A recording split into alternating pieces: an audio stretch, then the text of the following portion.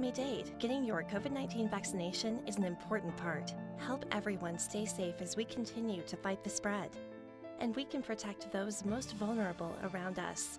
With easy access to vaccination locations and the growing ability for more people to be protected, it's our best shot to keep moving forward. It's our best shot for a strong, healthy community. For more information, visit miamidade.gov/vaccine. There are a lot of ways to build a strong body.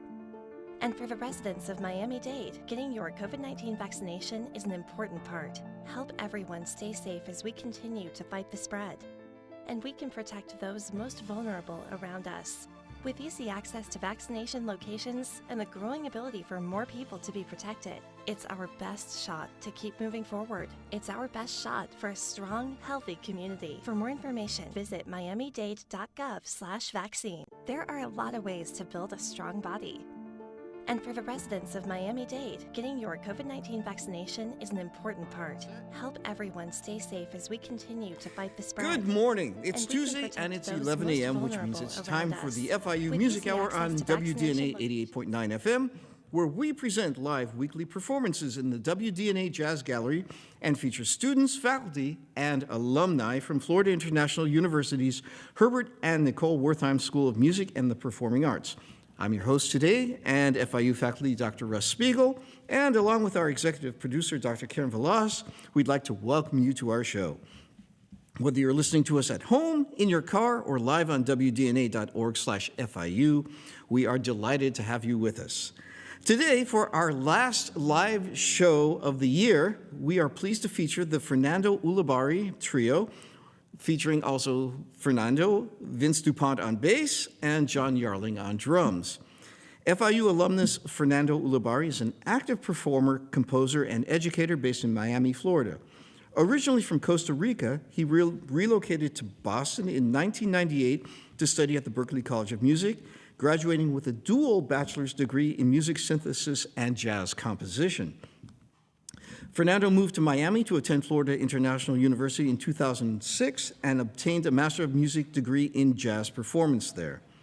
He has performed and given lectures at various venues and institutions in the United States and abroad. Fernando is currently a full-time tenured professor at Broward College, where he serves as both assistant professor of music and as the program manager of the music technology area, and teaches music technology and production, as well as ensembles and jazz guitar. So, the Fernando Ulibarri Trio.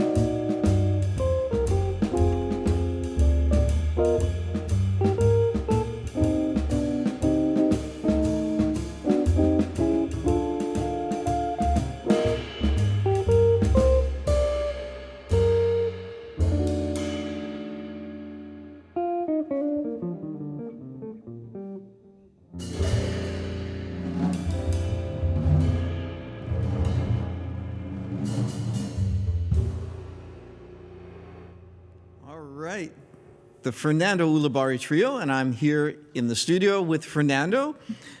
Good morning. How are you? Very good. Good to see you and good to have you here in the studio. I have some questions for you and also for our listeners.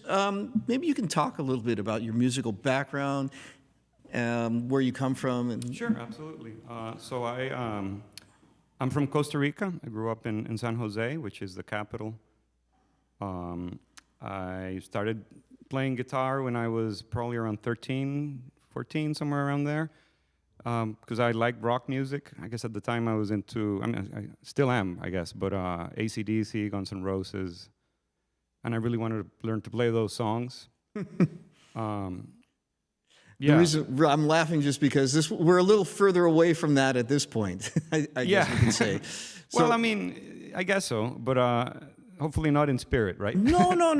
I'm just observing. So there was a long trajectory that got you to where you are now. Yeah. So I mean, it was just I liked that music and I wanted to learn how to play. I forget at the time, but probably the intro to "Sweet Child of Mine" or something like that, you know. And then you learn, and then I guess in my case, I had a few teachers that inspired me to keep going into other things, and somebody gives you an Al Di Meola tape or an Alan Holdsworth tape, or literally it was something like that. And I heard like Scott Henderson and things like that, and then eventually, Wes Montgomery, and it sort of went from there. But so my background was that it was at the time in Costa Rica there was a pretty small jazz scene. Well, and pretty small I think is being very non-existent, really. And pretty small So it was you and no. There were a few guys, but I mean the whole thing where you can now watch YouTube videos, and it was. I mean, you couldn't have that. So to see people live playing at a really high level, not that there weren't, but there weren't many, and there weren't many places to go play, which has changed a lot. I mean, now there's more places. But anyways, so in '98 I left to go to Berkeley, and that was quite a shock, seeing people that were even... I guess I was a little older than the average student, because the average person that goes to college is 17. I did 2 years or a year and a half of university in Costa Rica before I went to Berkeley, so I might have been 19, which feels pretty old compared to 17 at the time, But anyway, what I'm trying to get to is it was quite a culture shock to see 17-year-old kids playing at a level that probably no professionals in Costa Rica could at the time, So it was pretty humbling. But it was, that's sort of what started the whole path. Got it. Yeah. And you mentioned already some guitar players. Would you say these were your biggest influences, or did you have some other people that inspired and influenced you as well? I mean, I think that's changed through my life. I'm definitely when I was 16, I thought Al Di Meola was God, right? Like there was a record called, or a song called "Race with the Devil on Spanish Highway." Where he's playing this. What was it? Elegant Gypsy was the name of that album, I think. I think so. So. I just remember it's him, like an Anthony Jackson and Steve Gadd, and they're playing this ridiculous line, and not to knock it, but that's not really like jazz necessarily. It was more of a rock thing, but which at the time was very accessible to me, because I remember somebody giving me, I forget which, the Wes Montgomery record that has Freddie the Freeloader, I think. I forget which one it is. And I didn't think it sucked, but I just couldn't get into it because the guitar didn't have distortion. It was an organ on that record. I just didn't get it, So it was, at that time, I was relating more to like speed and energy, I think, which Al definitely has a lot of, both. So, but I would say, later on when I got to Berkeley, I had some really good teachers that showed me some really good records. And this is a pretty stock answer at this point, but Wes Montgomery, Grant Green, Jim Hall, Kenny Burrell, George Benson, John Scofield, and the ones you like, I'm sure, Absolutely. Yeah. You're performing around town, and you perform with different musicians, but today you're performing with John and Vince. Tell us a little bit about how you put this together? Sure. So I recorded. I think as I was preparing the bio to give you, I couldn't believe it's almost been 10 years since then. John and I recorded a record with a bass player that used to live in town, Josh Allen, and a really close friend of mine, also Jim Gager. Calling John is kind of a no-brainer for me, just because we played together for so long. And Vince, I just met this morning. So it was. So today is jury day at UM, which I called the bass players that I know, and they're taking their jury right now, I think. So I called John on Saturday morning, and I was like, man, we need to find the bass player, and he recommended Vince. So I called Vince Saturday morning, and luckily he was available. So that's great. But it's the first time the three of us are playing together. I don't know if John and Vince have played together before. But did we even play at a jam? No. Yeah. So yeah. I mean, and Vince is a great player. So we had a little rehearsal before the show, and away we go. That's how it works in jazz. You get to a certain level. This is just something that can happen. In a way, it's cool because it's like brings a new element to the music. I mean, he's never heard my music before. We're about to play some of that, and I'm curious to see what he chooses to do, and I'm sure it's going to be great. Right. Now, you're an alum of FIU, and maybe you can tell us a little bit about your experience there and how that helped you in your career. Sure. So I moved to Florida, I believe in '03. So I was born in Costa Rica. Like I said, I'm a U.S. citizen now, but at the time, I was under something called practical training, which is a permit that the U.S. government gives you to basically legally work in the United States, right? So I was under that, and that was coming to an end. So I was living with Rodolfo Zúñiga at the time, who is a friend of yours, and at the time he was going to FIU. He later ended up teaching there, but who's also from Costa Rica, who's also from Costa Rica. So I moved to Miami to basically take over a spot that another friend of ours, Fabricio Montero, because he was moving to Boston to study at UMass, so I took over that spot at the house, right? But so anyway, Rodolfo was already enrolled in the master's program at FIU, and it was kind of like a no-brainer because I had to either leave the country or get legal standing as a student. So that's kind of how it started, But it ended up being a great experience. We started a band with some other people, Lasim Richards, who now lives in LA, and some other guys. We went to Carnegie Hall because we won a little award there to go study with Dave Douglas, and where we played some of the music that we're about to play. But anyway, so Gary Campbell was there. At the time, Mike Orda, rest in peace, he was the coordinator of the program. Dennis Marks was teaching bass at the time. Gertz Kuyak was teaching drums. So it was a small program, which made it very nice because I was coming from Berkeley, which was massive. I mean, you have to just to put it in perspective, when I was at Berkeley, and I'm sure there's more people now, but there were more than 1,000 guitar players. Like, literally, right? You could look and there would be 10 guys you'd never seen before with guitars on their backs. And I can't tell you specifically who was at FIU. Richie Sallon was teaching guitar at the time, but maybe 4, 5 students, Mm-hmm. So it was a very nice change because even though it was really cool to be exposed to so many musical backgrounds at Berkeley, it was also very cool to be more of a little bed and breakfast type experience, more boutique in a really cool way, Right. So it offered a very nice change of perspective, Fantastic. Yeah. How can our listeners follow you on social media? Okay, so I'm terrible at this, but I have a website. It's fernandoulibarri.com. Mm-hmm. So they can certainly check out things there. I'm on Instagram and Facebook. I think both are Fernando Ulibarri. You just type my name and it'll... Right. And so the pieces you opened up with 2 classic standards, mm-hmm. Which is I Hear Rhapsody and If I Should Lose You. And you're going to play some originals for us now after this. You want to tell us about the next tune we're going to hear? Sure. We're going to play a tune called The Left Side. which is, if you listen to my record, it's the first tune on the record. Yeah, I mean, I like to write simple music. I had a teacher at school, that said, there's two ways to write music. You could write music so that the complexities are written in the music, or you could write simple music so that complexity comes from the performers.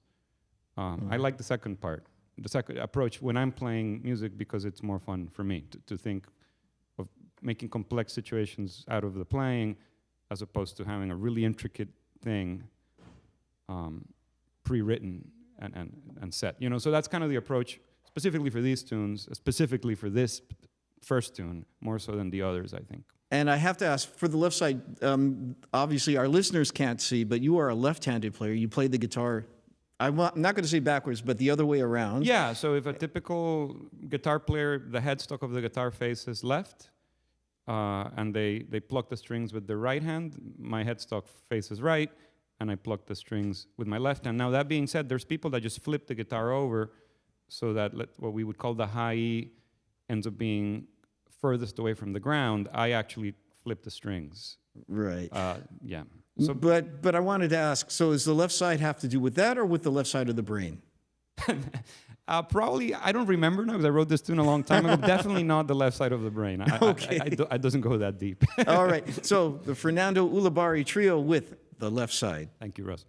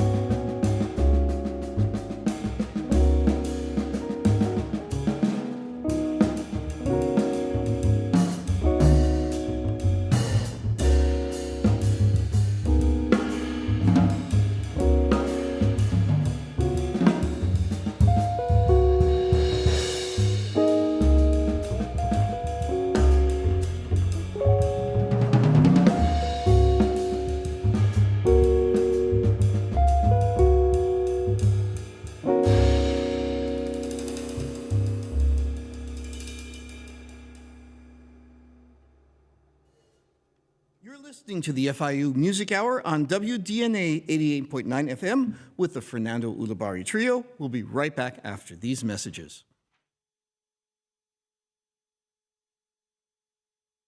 There are a lot of ways to build a strong body.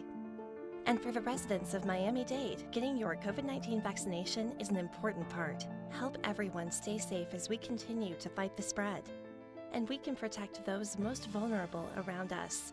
With easy access to vaccination locations and the growing ability for more people to be protected, it's our best shot to keep moving forward. It's our best shot for a strong, healthy community. For more information, visit miamidade.gov/vaccine.